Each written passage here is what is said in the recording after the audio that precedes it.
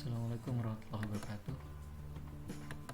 Waalaikumsalam warahmatullahi wabarakatuh. Untuk slide presentasinya apakah bisa terbaca?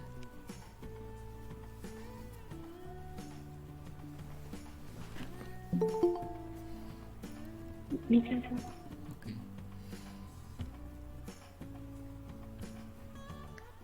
Yang join ada 24, berarti 23 siswa.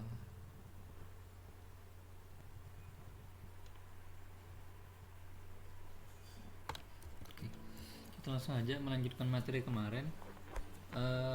Materinya kita lanjut dari deret geometri. Ini ada contoh deret geometri, kemudian beserta rumusnya. Untuk deret geometri sendiri di sini tertulis ada dua rumus, tapi sebenarnya sama saja untuk penggunaannya, karena nanti disesuaikan dengan nilai dari rasionya. Tapi misalkan kalian terbalik dalam pengguna rumus yang atas atau yang bawah, ini tidak ada masalah, hasilnya akan sama saja. Kemudian untuk contoh soal di sini ada hitunglah jumlah 7 suku pertama deret geometri min 2 plus 1 min setengah plus seperempat. Nah, berarti tinggal dicari saja A nya berapa, nilai R, kemudian kita masukkan, karena ini jumlah 7 suku pertama berarti menggunakan S7. Kita masukkan ini A nya, karena R nya kurang dari 1, tadi rumusnya pakai yang ini, sehingga di sini tertulis 1 dikurang R pangkat 7, pangkat N nya yaitu 7.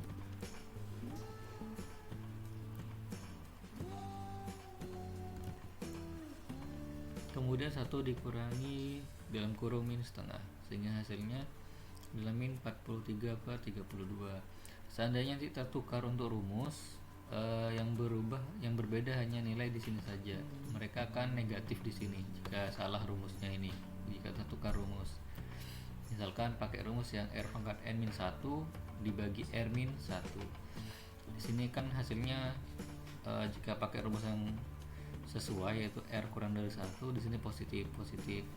Tapi kalau nanti ini tertukar, maka hasilnya negatif dan negatif. Tapi hasil akhirnya itu akan sama saja, min 43 per 32.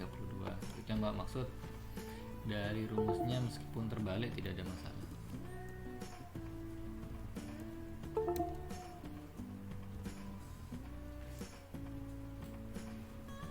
Oke, selanjutnya ini ada contoh soal yang kedua, yaitu menentukan jumlah deret geometri.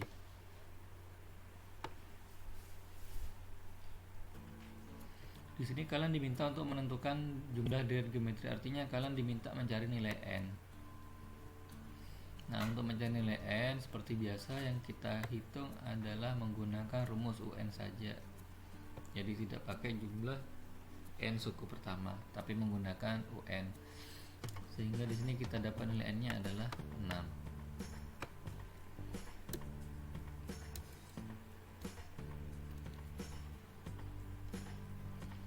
Oke, di sini kita ada contoh soal yang ketiga, yaitu diberi deret geometri 32 plus 16 plus 8. Hitunglah jumlah suku ke-6 sampai suku ke-8. Jadi kenapa di sini munculnya kok S8 dikurangi S5? Karena kita diminta menghitung dari suku ke-6 sampai suku ke-8. Jadi kalau S8 itu 1 sampai U8, sedangkan S5 itu U1 sampai U5, sehingga nanti yang tersisa adalah U6 sampai U8 saja. Nah, sehingga karena U1 sampai U5 itu sudah kita kurangkan, karena dikurangi sehingga yang tersisa yang tinggal suku ini saja. Jadi kalau yang ditanya dari suku ke-6 sampai suku ke-8, maka yang diminta adalah total sukunya, jumlah sukunya.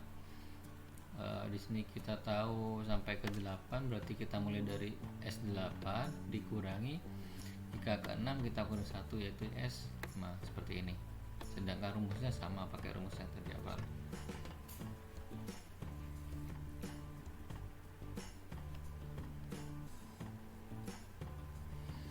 Nah, di sini kita diminta menghitung jumlah 4 suku pertama.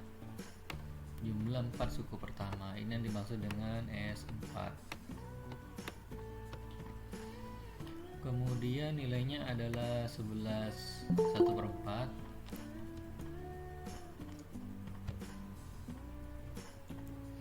Ingat, kalau bentuk pecahan campuran seperti ini silakan dirubah ke bentuk pecahan biasa nanti.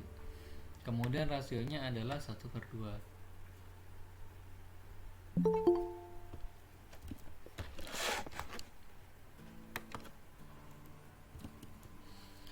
Oke, sekarang kita diminta menentukan suku pertama. Berarti kita diminta mencari U1 atau A.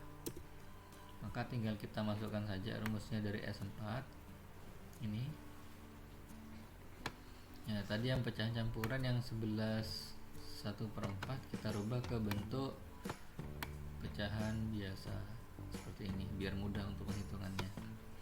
Nah, di sini kita tahu nilai A-nya adalah 6.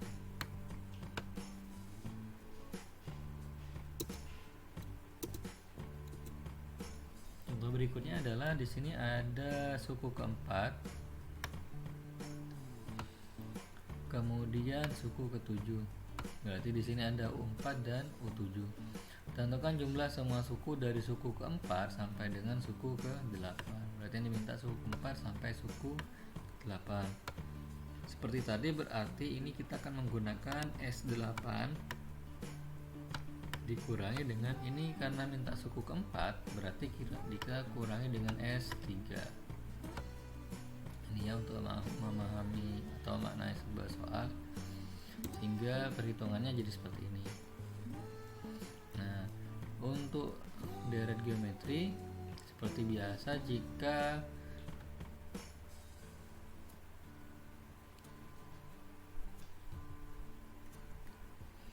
ada dua suku yang diketahui seperti ini, maka suku yang terkecil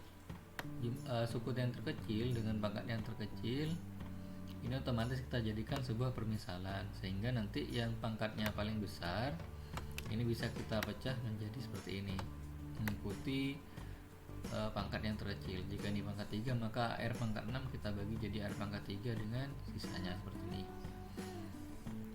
Nah, baru kita menghitungnya, diakarkan pangkat 3 jadinya R itu sama dengan 3. Baru kita kembalikan lagi ke rumus permisalannya untuk disubstitusi kembali, maka A sama dengan 2.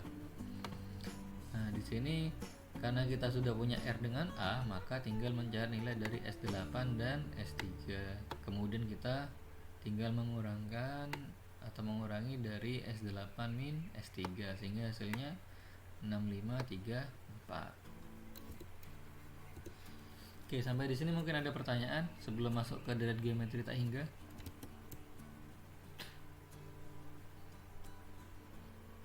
Tidak ada, Pak. Oke, kalau tidak ada, kita lanjut ke deret geometri tak hingga. Rumusnya hanya ada satu, yaitu S tak hingga sama dengan A dibagi 1 min R. Untuk R nya itu antara min 1 dan 1.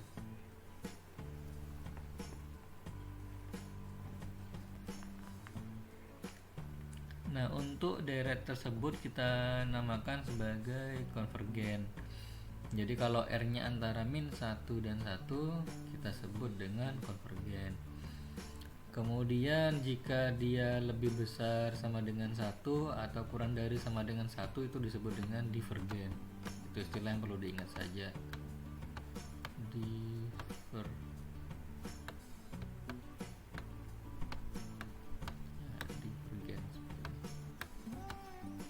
Jadi nanti kalau ada soal berupa pemahaman materi, jika R nya itu antara min 1 dan 1 kita sebut konvergen, sedangkan lebih dari 1, lebih besar sama dengan 1 atau lebih kecil dari sama dengan min 1 itu disebut dengan divergen. Langsung ke contoh soalnya. Ya, contoh soal umumnya adalah kita diminta jumlah deret geometri tak hingga.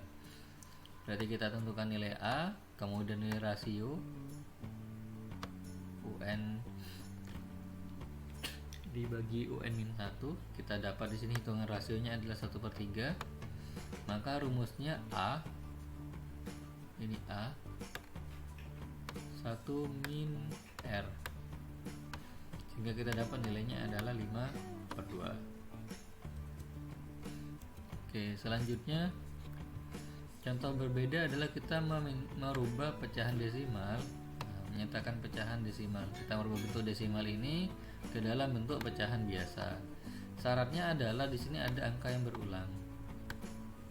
Jadi yang bisa menggunakan deret geometri tak hingga itu hanya bentuk desimal yang berulang seperti 0,18, 18, 18, sehingga kita bisa merubahnya ke dalam bentuk pecahan biasa dengan konsep deret geometri tak hingga.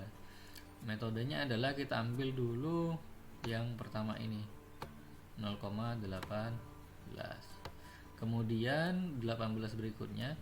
Karena tadi 0,18 sudah kita gunakan untuk suku pertama, maka di suku kedua 18 ini kita ganti dengan angka 0 seperti ini. Jadinya 0,0018.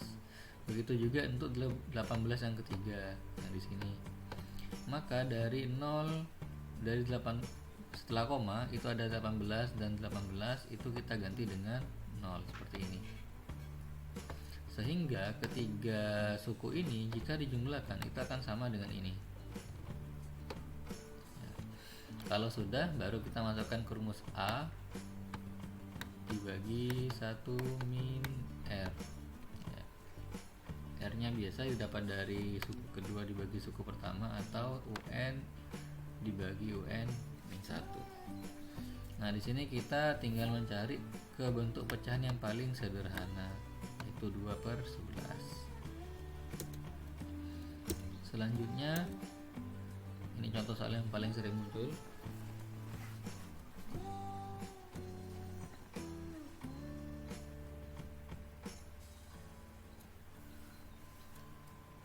Oke, di sini ada sebuah bola dilempar vertikal ke atas setinggi 72 cm. Ada bola dilempar ini setinggi 72. Berarti nanti jatuhnya juga sama 72. Kemudian setiap sampai di tanah, bola akan memantul ke atas setinggi 3/4 kali.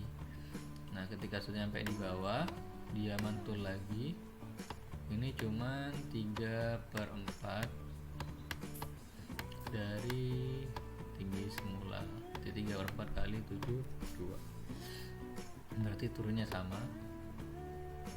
Dan seterusnya sampai bola itu berhenti. Nah, berarti di sini ada dua lintasan, naik dan turun. Nah, dalam penghitungan untuk panjang lintasan, nanti yang dicari adalah S tak hingga. Untuk yang lintasan naik ditambah S tak hingga untuk yang lintasan turun.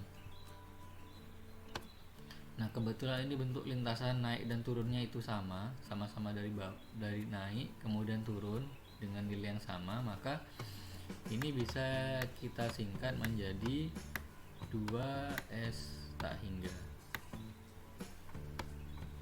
Jadi nanti tinggal cukup mencari salah satu saja S tak hingganya, boleh yang atas boleh yang bawah karena sama saja nilainya. Sehingga kalau dihitung, nah ini U1 nya 72, U2 nya tadi kan 3/4 dari 72 sehingga nilainya 54. Rasionya otomatis ini karena dia terpantul 3/4 kali, berarti semuanya menggunakan rasio 3/4. Tinggal langsung kita cari di sini, ini rasionya. Maka dari S tak hingga kita tahu nilainya adalah 288. Karena tadi naik dan turunnya sama, berarti cukup pakai rumus 2S tak hingga. Sehingga total nilainya adalah 576. Nah, nanti rumus ini akan berbeda jika bola itu dijatuhkan dari ketinggian 72. Ini kan bolanya dijatuhkan dari ketinggian 72. Kemudian mantulnya baru 3/4 dari A. Berarti turunnya juga baru 3/4 dari A. Nah, di sini ada sedikit perbedaan. Yang naik itu dimulai dari di sini ya, kita buat sama saja dari U kedua. yang naik itu dimulai dari 54, sedangkan yang turun itu dimulai dari 72 tambah 54. Nah, di sini kan ada perbedaan jumlah naik dan turunnya, beda 1 digit di sini. Misal nanti kamu menghitungnya pakai rumus yang ini berdasarkan deret yang ini, maka nanti rumusnya jadi 2 S tak hingga dikurangi A. Jika kamu pakai perhitungan dengan A yang turun, yang ini kan 72 yang paling tinggi, maka rumusnya 2S tak hingga min A, sehingga nanti masih ada pengurangan untuk satu suku karena dia langsung dijatuhkan dari ketinggian tertentu, tidak ada bola yang naik dengan tinggi sama yaitu 72, sehingga masih harus dikurangi A seperti ini. Sampai sini ada pertanyaan mungkin?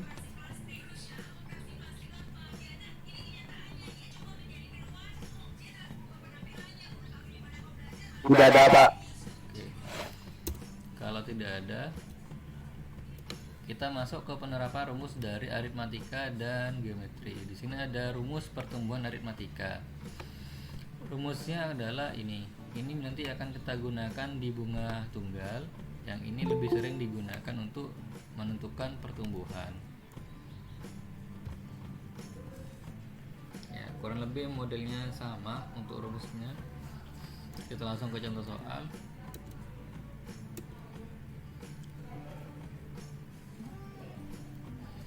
Oke, di sini Elsa mulai bekerja pada suatu perusahaan pada awal tahun 2005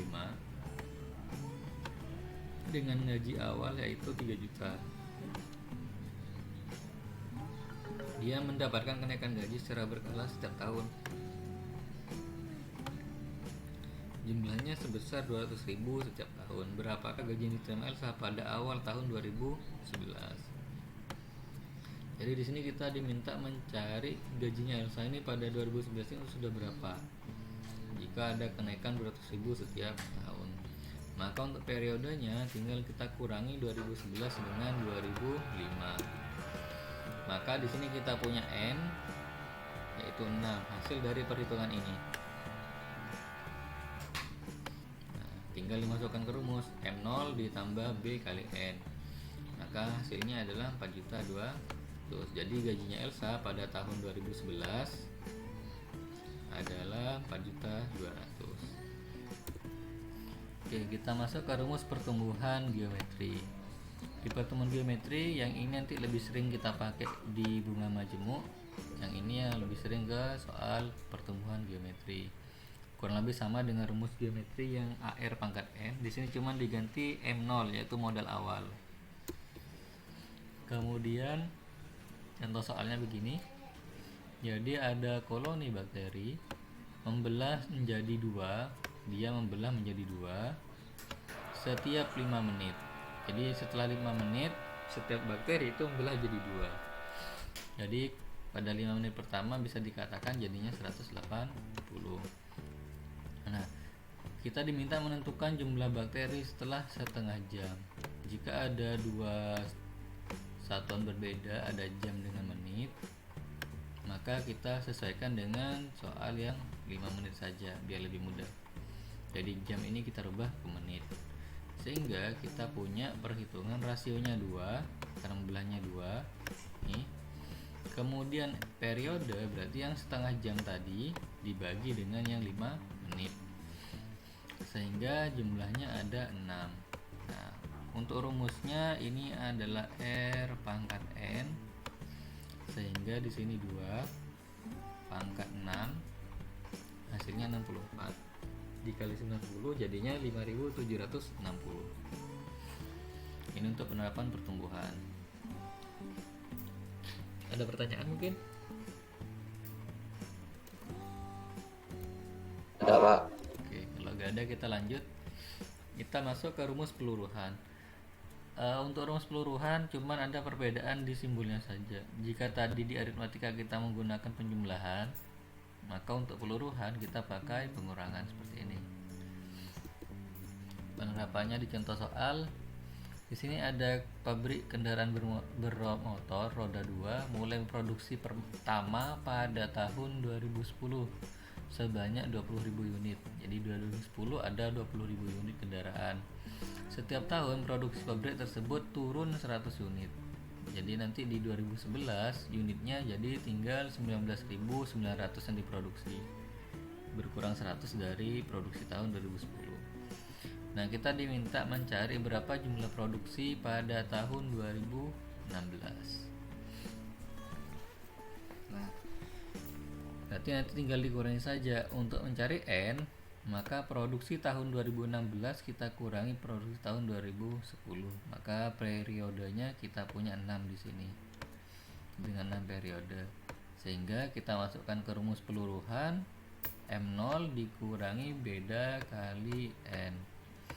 Nah, tadi berkurangnya adalah 100 unit, sehingga 100 dikali 6, maka total unit yang diproduksi pada tahun 2016 saja ada 19.400. Nanti kalau misalkan ditanya jumlah total dari 2010 sampai 2016, maka tinggal dijumlahkan semua saja. Dari 20.000 sampai ke 19.400. Nah, di sini untuk peluruhan geometri sama saja rumusnya, hanya beda di sini. Yang awalnya untuk pertumbuhan jadi plus, ini jadi negatif. Ini soalnya. Mobil dibeli dengan harga 200 juta. Jika setiap tahun harganya mengalami penyusutan 20% dari nilai tahun sebelumnya, maka tentukanlah harga mobil itu setelah dipakai selama 5 tahun. Nah, di sini kalian diminta mencari harga mobil setelah dipakai selama 5 tahun. Jadi periodenya adalah 5 tahun, untuk penyusutannya ada 20%. Ini kita masukkan ke sini kalau ada penyusutan seperti itu. Ke I. Ya. Sehingga kita punya I itu sama dengan 0,2. Ingat, kita rubah ke bentuk desimal karena nanti masih ada 1 dikurangi I. Kalau untuk persentase akan susah menguranginya. Sehingga di sini 1 dikurangi 0,2 adalah 0,8. Kita pangkatkan dengan 5. Hasilnya adalah 0,32768. Sehingga pada pemakaian 5 tahun harga mobil tinggal 65.536.000. Kita masuk ke rumus bunga tunggal sekarang. Rumus bunga tunggal ini biasanya digunakan untuk peminjaman uang seperti di koperasi. Jadi kalau misalkan kita pinjam uang 1 juta, jika penggunaan bunga tunggal, maka setiap bulannya atau setiap tahun itu dikenakan bunga pada modal awal saja. Jadi misalkan perhitungan setiap bulan untuk bunga tunggal. Jadi kalau modal yang dipinjam adalah 1 juta, jika bunganya adalah 1%, maka kita punya sebanyak, untuk 1%-nya adalah 10.000. Jadi totalnya kan 1.010.000. Nah, pada bulan kedua itu untuk 1%-nya tetap mengacu pada pinjaman awal yang 1 juta, bukan yang 1.010.000. Itu yang dimaksud dengan bunga tunggal. Oke, penerapannya seperti ini. Jadi Pak Ahmad memerlukan tambahan modal untuk usahanya berdagang makanan, sehingga ia meminjam uang di Koperasi Maju Jaya sebesar 4 juta dengan imbalan jasa berupa bunga sebesar 2%. Nah, ini bunga jasanya 2%. Ini istilahnya banyak, ada yang pakai istilah jasa atau langsung pakai istilah bunga, atau juga kita kenal dengan riba kalau di Islam. Jadi sama saja selama ada penambahan untuk pinjaman berupa uang. Kemudian di sini periodenya per bulan. Nah, jika Pak Ahmad akan melunasi pinjaman itu beserta bunganya setelah 6 bulan, maka tentukanlah total pengembalian Pak Ahmad. Berarti nanti ini yang diminta adalah total pengembalian ini yaitu dari modal pinjaman plus bunganya selama 6 bulan. Berarti rumusnya tinggal kita hitung, ini 4 juta, ini juga 4 juta, ini juga 4 juta. Oke, berarti di sini bunganya 2%, kita rubah ke bentuk desimal. N-nya adalah 6 karena ini diminta setelah 6 bulan. Maka 0,02 kita kali 6, kita tambah dengan 1 jadi 1,12. Sehingga kalau dikalikan 4 juta, hasilnya adalah 4.480. Ingat, untuk menentukan total pengembalian jangan menghitung untuk bunga dengan periode, langsung dikalikan pinjaman pokoknya, karena itu hanya akan menghasilkan penentuan nilai dari bunga saja, bukan total pengembalian, yaitu bunga plus modal. Dan perlu diingat, sekarang kita masuk ke bunga majemuk. Bunga majemuk ini lebih gampangnya contohnya ada di simpanan di bank. Jadi kalau kita nabung di bank dengan nominal tertentu, biasanya kita ada bunga di situ. Nah, sedangkan bunga itu kalau misalkan bulan pertama 100.000 kita punya dapat bunga sebesar 10.000, maka pada bulan berikutnya bunga itu akan berdasarkan 110.000-nya, bukan yang 100.000-nya. Jadi akan terus bertambah sesuai dengan jumlah tabungan yang ada. Nah, dimaksud dengan bunga majemuk. Oke, contoh soalnya di sini ada Santi menyimpan uang di sebuah bank dengan nominal 2 juta. Setelah 3 tahun, setelah dia menyimpan selama 3 tahun, uangnya menjadi 2.662.000. Jika bank tersebut menerapkan sistem bunga tunggal, bunga majemuk, untuk bunga majemuk, berapa persenkah per tahun bunga bank tersebut?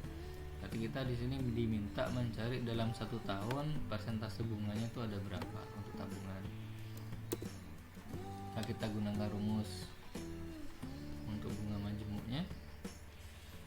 Ini M0 2 juta, M totalnya itu 2662, sedangkan N-nya adalah 3 karena ditanya tadi yang diketahui adalah yang 3 tahun.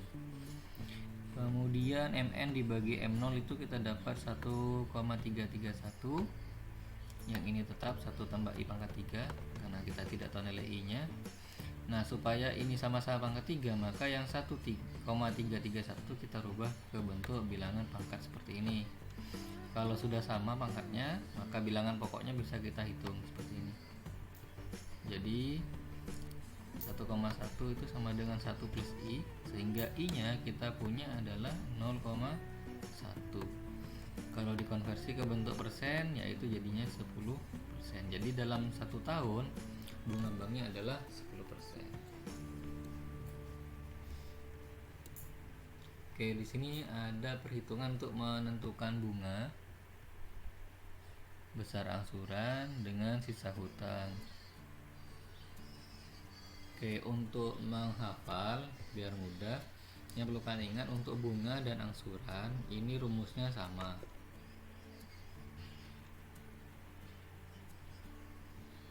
Hanya yang beda adalah untuk di bunga ini ada tambahan anuitas saja. Jadi kalau salah satu ini ketahuan, maka tinggal kita menghitung anuitas dikurangi salah satu yang diketahui saja. Sedangkan yang ini terpisah. Kemudian pangkatnya juga untuk bunga dan angsuran itu pakai N-1, sedangkan untuk sisa hutang dia hanya pakai pangkat N saja. Itu yang perlu diingat. Oke, untuk mencari A atau anuitas tadi, rumusnya ini.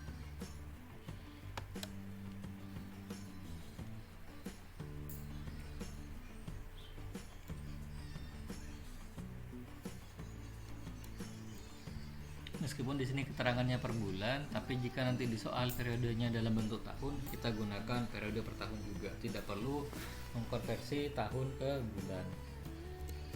Oke, contohnya seperti ini.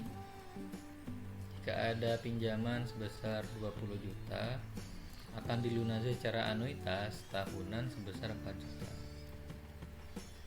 Nah, anuitas tahunan ini 4 juta ini sebenarnya sudah angsuran pokok dengan bunga. Cuman di sini nanti kita diminta menentukan dari 4 juta ini kira-kira besaran pokok angsuran pokoknya itu berapa dan bunganya itu berapa. Untuk bunga per tahunnya sebesar 5%. Kemudian nanti kita diminta mencari sisa hutang selama berjalan pembayaran itu pada 3 tahun. Jadi biar si peminjam juga tahu kira-kira kurang berapa untuk melunasi pinjamannya. Nah, rumusnya adalah kita mencari dulu angsurannya di sini. AN sama dengan ini. Nah, kita tahu nilai AN adalah 3.307.500.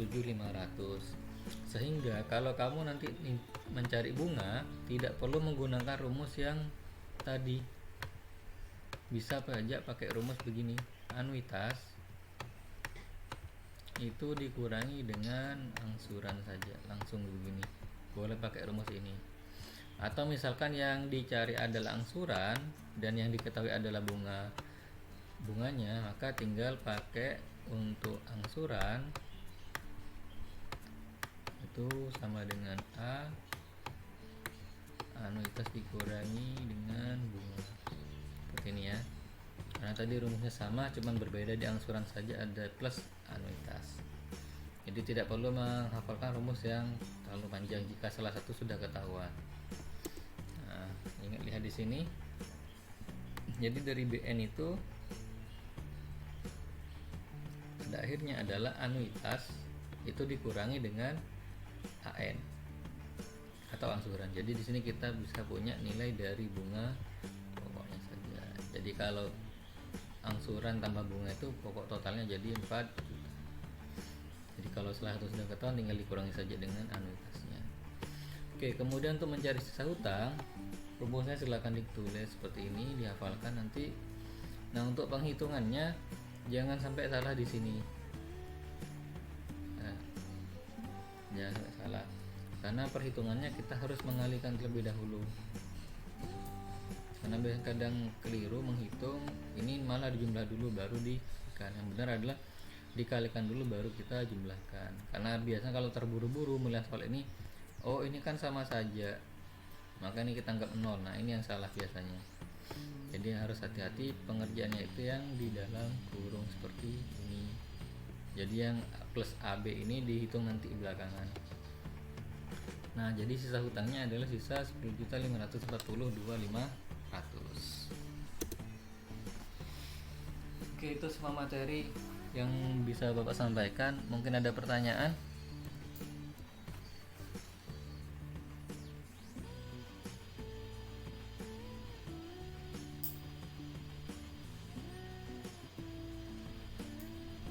Oke, kalau sudah tidak ada pertanyaan, Bapak akhir untuk presentasinya. Sebelum kalian leave dari meeting room ini, silakan kalian nyalakan kamera, kemudian buatlah screenshot sebisa mungkin wajahnya terlihat jelas. Nanti kalau sudah di screenshot, silakan screenshotnya kalian kirim ke Google Classroom. Setelah itu silakan mengerjakan kuis atau latihan soal di link yang sudah Pak share. Nanti silakan gunakan Google Chrome ya.